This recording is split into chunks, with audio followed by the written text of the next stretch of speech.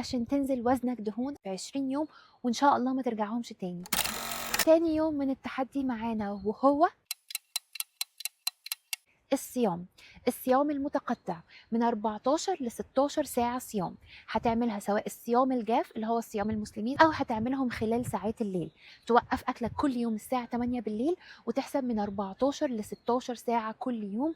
مفيش حاجة تدخل بقك غير المية أو المشروبات الدافية اللي من غير سكريات. طب ليه؟ لأن في خلال ساعات الصيام دي معدتك بتبتدي تهدى. تاني حاجة جسمك بيبتدي يحتاج لطاقة بعد 12 ساعة. بعد 12 ساعة بيبتدي يحتاج لمصدر طاقة.